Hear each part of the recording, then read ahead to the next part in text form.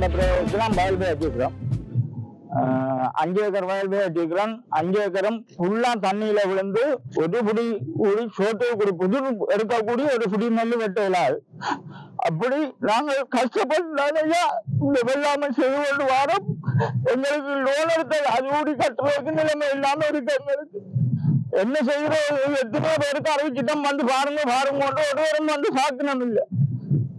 நாங்கள் அவ்வளவு துன்பப்பட்டு கொண்டு இருக்கிறோம்.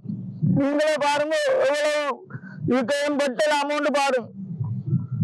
5 ஏக்கருக்குன்னு இப்ப கிட்டத்தட்ட 5 லட்சம் ரூபாய் கிட்ட முடிஞ்சு நார்மல் இன்சூரன்ஸ் இருக்கு. இன்னும் வந்து பார்க்க இல்லை சொல்லி கூலி கமன் தான், வேற ஒன்றும் இல்லை. வீட்டு பணி பிள்ளைகள் 2 பேர் படிக்கணும். கமன் செய்துதான் எங்களை பார்க்கவே போகுது. அரசாங்கம் எங்களுக்கு நஷ்டம் ஏறும். இல்லைன்னா நாங்கள் வந்து சுற்றிதான் சாகும். அவ்வளவு நிலைமையில இருக்கிறோம் நாங்கள். முல்லை மாவட்டத்தில் புதுக்குடி பிரதேசத்திற்குட்பட்ட மன்னாங்கல் கமக்காரமைப்பு வீராகியராக நாங்கள் கூறுவது, சென்ற வருடமும் நாங்கள் இன்சூரன்ஸ் செய்து எங்களுக்கு எதுவும் இன்சூரன்ஸ் கிடைக்கப்பெறவில்லை. அதால் இந்த முறை நாங்கள் பெரிய இன்சூரன்ஸ் செய்யவில்லை, சின்ன 400 ரூபாய் இன்சூரன்ஸ் தான் செய்திருக்கிறோம்.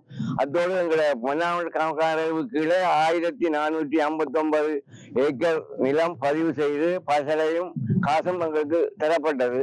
இப்போது எங்கள் இதுல 400 ஏக்கருக்கு மேலான வயல்கள் நீருக்குள்ள மூழ்கி கொண்டு இருக்கிறது.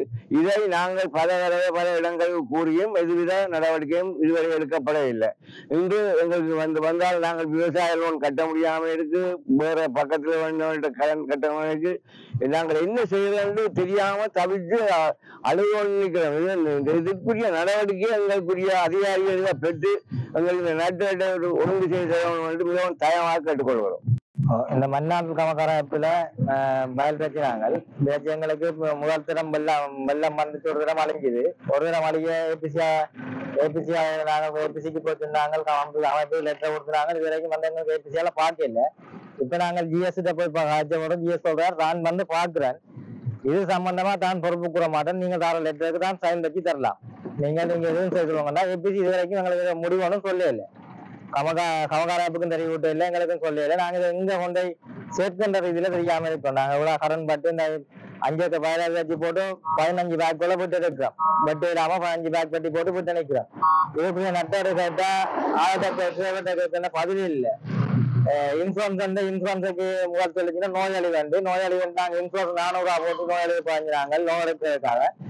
அதை கேட்ட ரீதியில் அவர் சொன்னார் ரெக்கார்டிங் கிடைக்கின்ற ரெக்கார்டிங் இது நாங்கள் மழை அழிவு காரணம் தர மாட்டோம், நோயாளிகள் சொல்லிக்கலாம். நோயாளிகள் சொல்ல அப்ப நாங்க சொன்னோம் சரி அப்ப நோயாளிக்கு பாதிக்கிறோம்.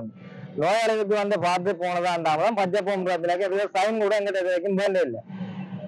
இந்த வெள்ள அழிவுக்கு கூட இதுவரைக்கும் ஒரு உத்தியோகத்தை எங்களை வந்து பார்க்க இல்லை. வெள்ளம் இதுவரைக்கும் பாஞ்சிருக்கேன் அறிவிக்கிறேன், இது வரைக்கும் ஒரு இடம் வர இல்லை. இன்னைக்கு ஜிஎஸ் வந்து நிற்கிறேன், எங்களை அடுத்த ரீதியில ஜிஎஸ் வந்து நிற்கிறேன்.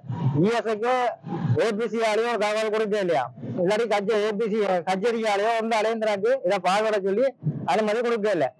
நாங்கள் ரீதியில கேட்கிற ரீதியில தான் வந்து நீங்க பார்க்கிற ரீதியில் தான் வந்து சைன் வச்சதெல்லாம் இதுக்கு தான் பொறுப்பு கூற மாட்டேன் ஜிஎஸ் சொல்றேன். இதுக்கு யார் பொறுப்பு கூறுறான்னு எங்களுக்கு தெரியல.